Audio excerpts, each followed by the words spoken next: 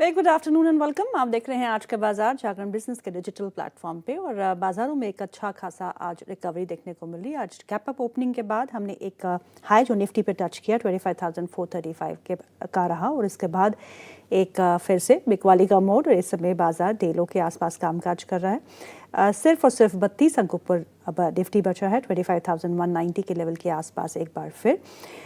लेकिन आज की गैप अप ओपनिंग पे तो ये लग रहा है कि कहीं जो टैको ट्रेड है उसकी वजह से ये सब हुआ है। और ये टैको ट्रेड क्या है ये हम सब जानते हैं। और जो ट्रम्प साहब की तरफ से बयान आए हैं कि 1 फेब से जो टैरिफ लगने वाला था यूरोपियन यूनियन पे वो अभी तक अब नहीं लगेगा। पहली बात तो वो ग्रीनलैंड पे वो पावर या फोर्स नहीं करेंगे।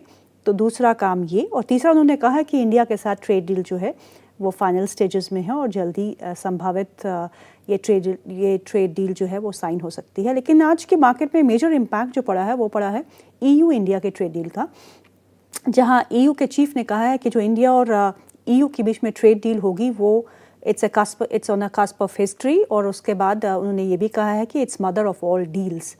जहां आज थोड़ा बहुत सहारा जो है हमारे बाज़ारों को इन्हीं स्टेटमेंट्स के दौरान मिला। लेकिन अभी भी एफआईएस की बिकवाली हमारे बाज़ारों पे बिल्कुल हावी है। रुपये का वीक होना 91 के बियॉन्ड जाना भी एक ट्रिगर रहा है sell off in the markets का। इसी पे हम चर्चा करेंगे कि हमको इस रिकवरी में क्या करना चाहिए। इस रिकवरी में हम ये समझे कि टेम्प्रेरी बॉटम बन चुका है एक बार फिर, यहाँ से रिकवरी कहाँ तक जा सकती है, इस पर चर्चा करेंगे। हमारे साथ बहुत ही खास मेहमान जुड़ चुके हैं, mister Manas Jaiswal. He's from manasjaiswal.com and I have with me Mr. Sameer Dalal. He's President Natwaral and Sons Stock Brokers. आप दोनों का बहुत बहुत स्वागत है कार्यक्रम में। My first question goes to Manas sir. Manas sir, कल की बिकवाली, आज की थोड़ी बहुत रिकवरी, इस बाजार में करना क्या है? सेल ऑन राइज मार्केट है या फिर आपको लगता है कि temporary bottom is in place for Nifty? देखिए, अभी बॉटम बना है, इसके उसको प्रेडिक्ट करना भी काफी मुश्किल है। मेरा समझना ये है कि ट्रेंड तो अभी भी निगेटिव है और जब तक 25,600 के ऊपर निफ्टी नहीं निकलता है तब तक आपको खरीदारी नहीं करनी है। 25,600 के नीचे निफ्टी जब तक रहेगा तब तक ये संभावनाएं बनी रहेंगी कि निफ्टी अपने 200 मूविंग एवरेज को ब्रेक करके 24,800 की तरफ जाने की कोशिश करेगा। इसलिए अप्रोच अभी भी कॉशियस ही रहेगी। आज भी देखिए तो हाई लेवल पे निफ्टी सस्टेन नहीं हो पाया, तो जब तक ये जो रेंज है पूरी 25,500 से 25,600 इस रेंज को ब्रेक करके निफ्टी ऊपर सस्टेन करना ना शुरू करे तब तक यहाँ पर खरीदारी नहीं करनी चाहिए। प्रॉब्लम है, देखिए बैंक निफ्टी में भी, अभी तक तो बैंक निफ्टी में हमने आउट परफॉर्मेंस देखा था, लेकिन कल गिरावट देखने को मिली। आज मॉर्निंग में भी देखें तो हाई लेवल पे बैंक निफ्टी सस्टेन नहीं हो पाया 22 मूविंग एवरेज के ऊपर, और यहाँ पर एक हेड एंड शोल्डर पैटर्न बना हुआ है। अब क्योंकि नेकलाइन के नीचे ट्रेड कर रहा है तो यहाँ पर भी करीब 1000 पॉइंट्स गिरावट की संभावनाएं हैं। तो बैंक निफ्टी में भी आपकी अप्रोच कॉशियस रहेगी और यहाँ पर खरीदारी तभी करें जब 59,700 के ऊपर बैंक निफ्टी निकले। और मिड कैप और स्मॉल कैप्स में काफ़ी पिटाई हमको कल देखने को मिली। अंडर परफॉर्मेंस ब्रॉडली हम हमेशा देखते हैं कि जब पिटाई होती है तो सबसे ज़्यादा स्मॉल कैप और मिड कैप में होती है। वहाँ कहीं सपोर्ट लेवल्स दिख रहे हैं कि वहाँ पे भी आपको लगता है कि कॉशियस और सतर्क रहना बहुत सही रहेगा? देखिए, वहां पर ज्यादा दिक्कतें हैं। उसका रीजन ये है कि अगर आप देखें तो जो मिड कैप इंडेक्स है, निफ्टी मिड कैप इंडेक्स, वो 200 मूविंग एवरेज के नीचे ट्रेड कर रहा है और स्मॉल कैप इंडेक्स ने पहले से अंडर परफॉर्मेंस दिखाया था। अब यहाँ पर एक फ्रेश ब्रेकडाउन देखने को मिला है। मेरा समझना ये है कि दोनों सेक्टर मिड कैप और स्मॉल कैप इसमें गिरावट ज्यादा देखने को मिल सकती है, तो अभी भी इस दोनों क्षेत्रों से मिड कैप और स्मॉल कैप से दूरी रहना बेहतर रहेगा। Sameer sir, thank you so much for taking out time. Sameer sir, मैं आपसे सुनना चाहूंगी, जो पिछले 2 दिन में हुआ और आज थोड़ी बहुत रिकवरी देखने को मिल रही है, इस सब को आप कैसे सम अप करेंगे? Good morning Neetu ji. First of all, अगर आप अपने पास कॉन्वर्सेशंस देखे तो मैंने कॉन्स्टेंटली कहा था कि मार्केट एक्सपेंसिव वैल्यूएशंस पे चल रहा है जी। यहाँ पे बाय करना तभी जब बोला था इस रिस्की। मेरा व्यू अभी भी वही रहता है कि इंडेक्स लेवल पे स्टॉक्स काफी एक्सपेंसिव है। Simple case of example, eternal का रिजल्ट आया, रिजल्ट्स में टॉप लाइन ग्रोथ हुआ, प्रॉफिटेबिलिटी में barely anything and still the stock is showing a positive momentum. So irrationality है मार्केट में अभी भी and this continues. तो आप लास्ट 3 days के मूवमेंट देखें तो it is basically not panic, but I would say worry that has come into the system. Ki what is Donald Trump going to do? How is he going to do it?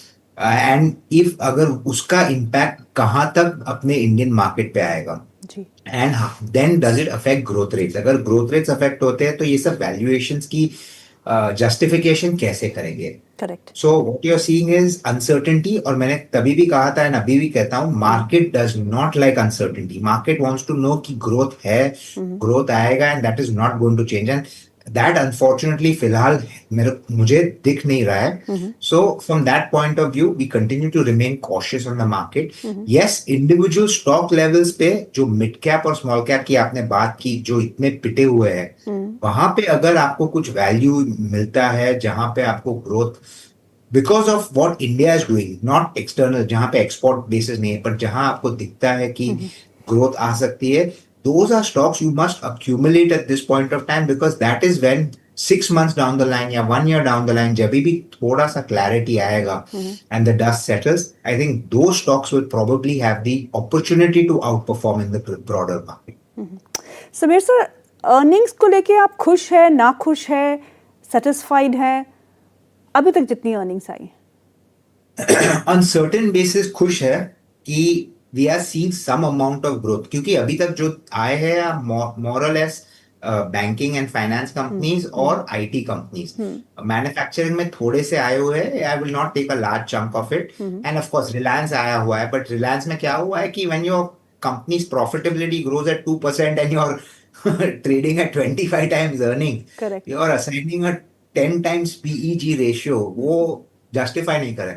So जो negative आया है earnings में for the entire quarter is जो ये नया employ scheme है, because of which certain one offs had to be taken for gratuity, तो वो एक मेजर नेगेटिव और ड्रैग रहा है। But again we have to look at it as a one off which may or may not materialize, क्योंकि if employees quit then you don't have to give that gratuity.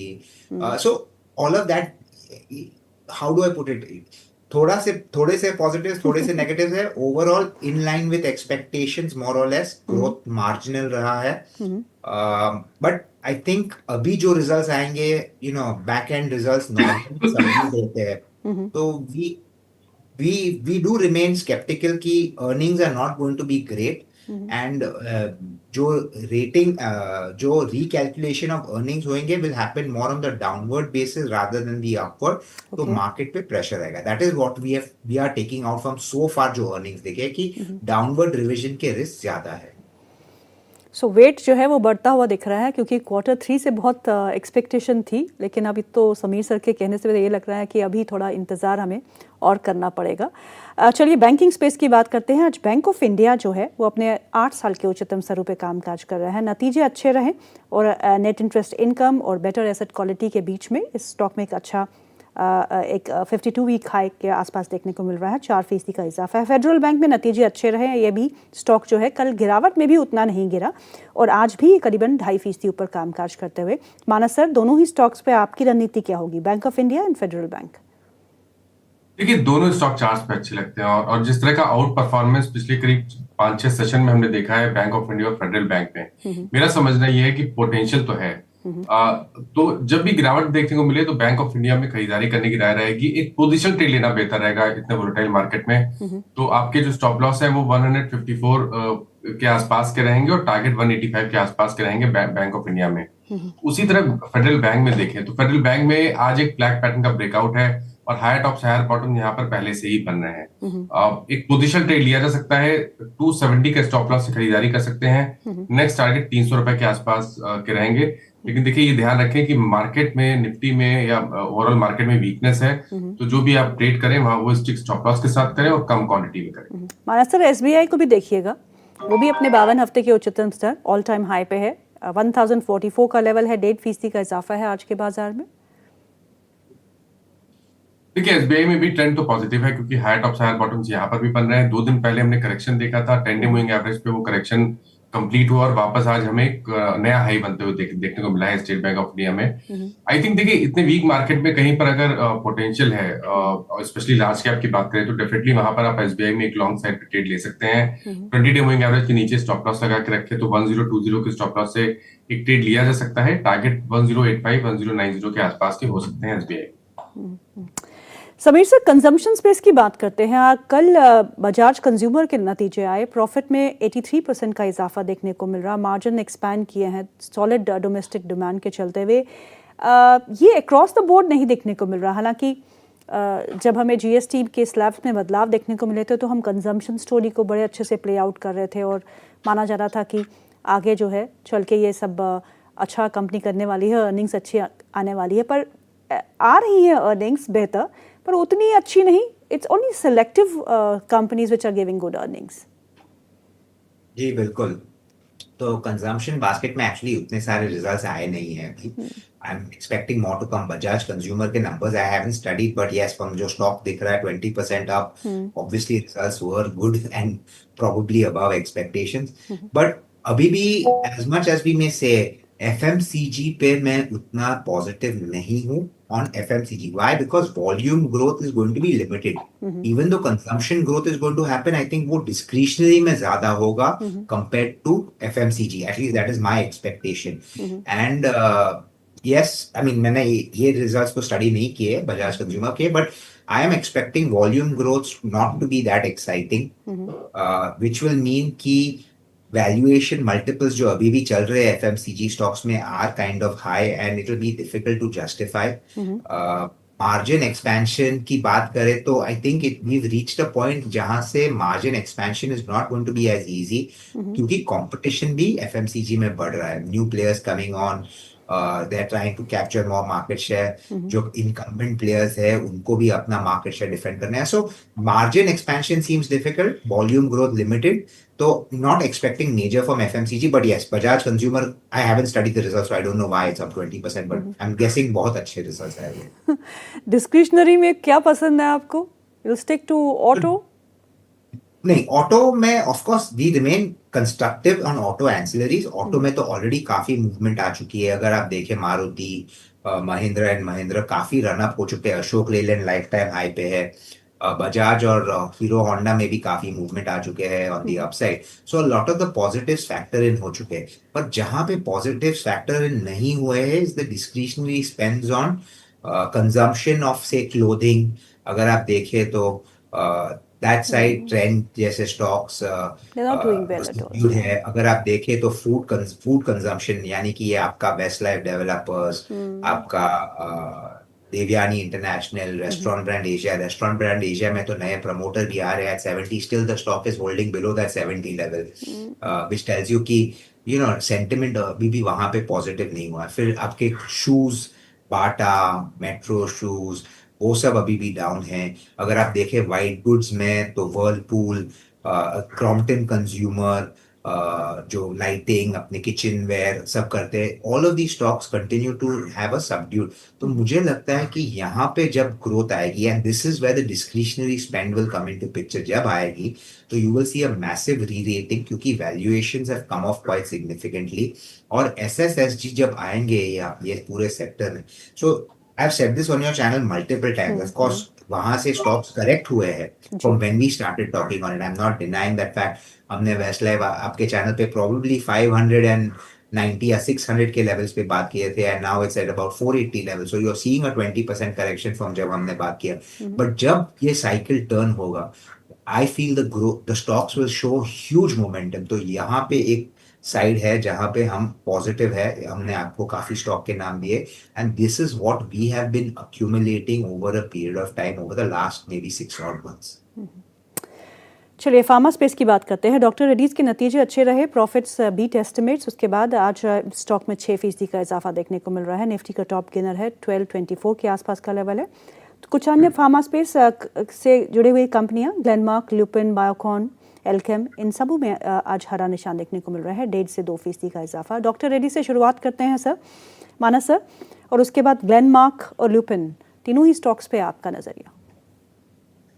देखिए, doctor Reddy's को अभी थोड़ा और I think time देना चाहिए, क्योंकि ये सही है कि स्टॉक ने एक शार्प बाउंड बैक दिखाया है, 20-day मूविंग एवरेज के ऊपर निकला है।